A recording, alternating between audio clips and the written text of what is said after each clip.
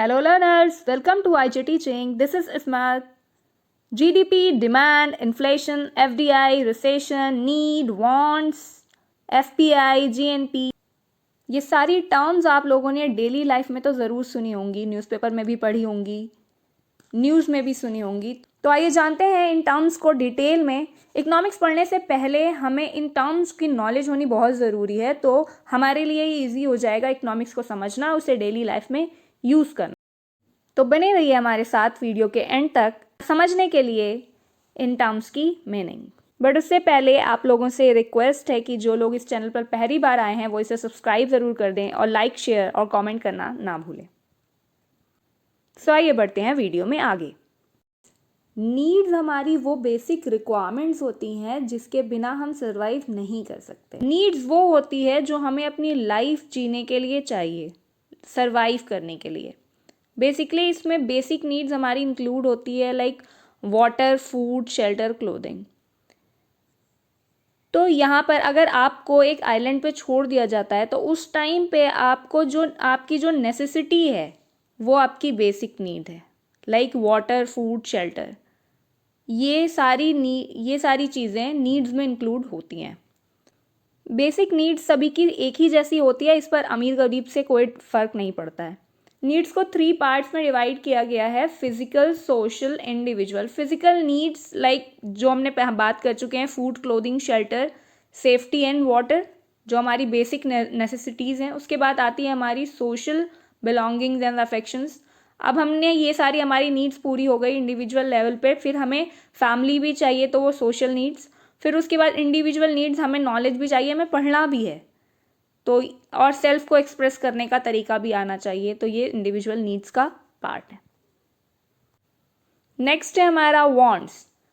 अब basic needs में जो चीज़ें आती हैं, अब ऐसा ज़रूरी नहीं है कि जो चीज़ें नीड्स में इंक्लूड है हमें सिर्फ वही चाहिए। उसके अलावा भी बहुत सारी ऐसी चीज़ हैं जिसकी हमें ज़रूरत पड़ती है और वो हमारी लाइफ में बहुत इम्पॉर्टेंट है। वांट्स हमारी रिलेटेड होती है डिज़ायर से।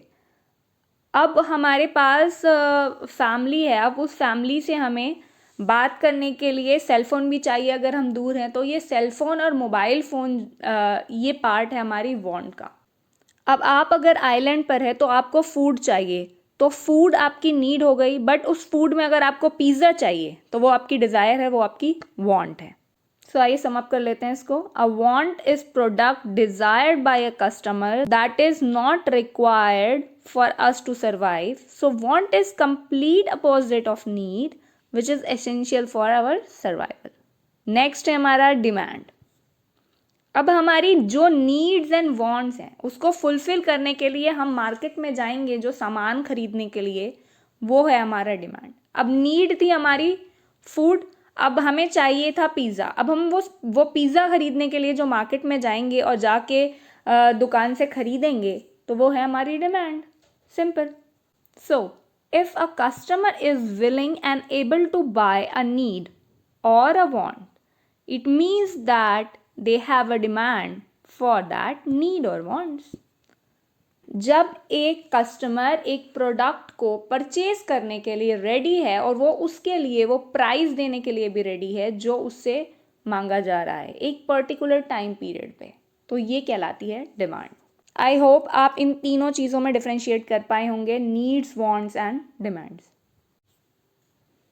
अब आइए देखते हैं मोस्ट इंपॉर्टेंट टर्म्स जो हम सुनते रहते हैं, जीडीपी। जीडीपी क्या होता है? Gross domestic product. ये इसमें इंक्लूड होती हैं वो चीज़ें जो हमारी पॉलिटिकल बाउंड्री के अंदर प्रोड्यूस की गई, जो गुड्स एंड सर्विसेज। जीडीपी के अंदर कुछ चीज़ें बहुत इंपॉर्टेंट हैं। फर्स्ट है आपका final goods and services, domestic territory, mostly 1 year के लिए होती है, एंड मार्केट वैल्यू। तो मार्केट वैल्यू उन फाइनल गुड्स एंड सर्विसेज की, गुड्स होते हैं हमारे पास आइटम्स लाइक चेयर्स, टेबल, ये आइटम गुड्स कहलाएंगी। और सर्विसेज क्या होती है? लाइक जो टीचिंग है, बैंकिंग है, कम्युनिकेशन है, ट्रांसपोर्टेशन है, ये सारी चीज़ें सर्विसेज में इंक्लूड होती हैं। तो इन दोनों चीज़ों का combination final, but final not intermediatory, we only focus about final goods and services.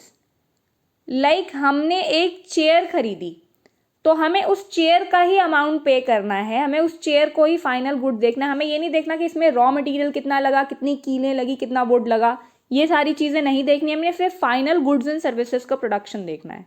फिर उसके बाद हमें ये देखना है कि वो डोमेस्टिक टेरिटरी के अंदर होना चाहिए। मीन्स पॉलिटिकल बाउंड्री जो है इंडिया की, वो उसके अंदर ही होना चाहिए प्रोडक्शन। चाहे ये प्रोडक्शन कोई चाइना की कंपनी आके या यूएस की कंपनी आके कर रही है, इससे हमें मतलब नहीं है, बट प्रोडक्शन इंडिया में हो रहा है, इससे मतलब होता है। ग्रॉस मीन्स होता है यहाँ पे टोटल, डोमेस्टिक जो with in the country, product जो प्रोडक्ट होगा गुड्स और सर्विसेज की फॉर्म में। ठीक है, अब एक इकोनॉमी के जीडीपी को ही देखा जाता है इकोनॉमिक ग्रोथ के लिए, क्योंकि प्रोडक्ट इससे पता चलता है कि इस इकोनॉमी में कितना प्रोडक्शन हो रहा है, गवर्नमेंट को कितना टैक्स मिल रहा है, कितनी एम्प्लॉयमेंट जनरेट हो रही है, ये सारी चीज़ें इससे पता लगती है। सो करेंटली हमारा GDP around 2.6 trillion US dollar के बराबर है, जिसको मोदी जी ने 5 ट्रिलियन तक ले जाने की बात कही है। दूसरी इकोनॉमीज़ किसी इकोनॉमी का जीडीपी देख के ही वहाँ पर इन्वेस्ट करती हैं, क्योंकि जब प्रोडक्शन हो रहा है तो किसी वजह से ही हो रहा होगा, क्योंकि रेगिस्तान में तो फूल खिल नहीं सकते। सो दैट इंडिकेट्स कि एक इकोनॉमी कितनी स्ट्रॉन्ग है, ये चीज़ जीडीपी से पता चलती है। सो नेक्स्ट है हमारा ग्रॉस नेशनल प्रोडक्ट, जीएनपी। यहाँ पर ग्रॉस है, नेशनल प्रोडक्ट है डोमेस्टिक की जगह पे। सो ये क्या होता है, ये होती है market value of all final goods and services produced by the normal residents of the country as well as outside the country। So आइए समझते हैं इसको एग्जाम्पल के थ्रू। ये इंडिया है, इसमें एक कंपनी है रिलायंस, जिसका प्रोडक्शन है 200 का। एक दूसरी कंपनी है एलजी, जिसका प्रोडक्शन है 100 का। और एक हैं मिस्टर एक्स, जो रहते हैं यूएस में और जिनकी सैलरी है 50 रुपीज़। सो यहाँ पर कौन सी चीज़ जीडीपी में इंक्लूड होगी और क्या जीएनपी में? जीडीपी के लिए विद इन द कंट्री होना मैंडेटरी था, तो यहाँ पर ये रिलायंस और एलजी दोनों के प्रोडक्शन को ऐड किया जाएगा, लेकिन ये मिस्टर एक्स को नहीं ऐड किया जाएगा जीडीपी में। तो जीडीपी हमारा हो जाएगा 200 प्लस 100, 300 हो गया हमारा जीडीपी। ठीक है, सो जीएनपी में क्या इंक्लूड होगा? जीएनपी में हमें पॉलिटिकल बाउंड्री नहीं देखनी है, हमें देखना है कि इंडिया में कौन कितना पैसा आएगा। तो ये कंपनी इंडिया की है, इसका पैसा इंडिया में आएगा, बट ये एलजी बाहर की कंपनी है, तो इसका जो पैसा और प्रॉफिट होगा ये बाहर जाएगा, ये इंडिया में नहीं रहेगा। और ये 50 रुपीज़ ये मिस्टर एक्स जो है ये अपना पैसा इंडिया में भेजेंगे। ठीक है, तो यहाँ पर इस 50 रुपीज़ को हम ऐड करेंगे और माइनस कर देंगे यहाँ पर 100 रुपीज़ जो इंडिया से बाहर जाएंगे। तो जीएनपी हमारा आ जाएगा 150 रुपीज़, जो इंडिया की इनकम है।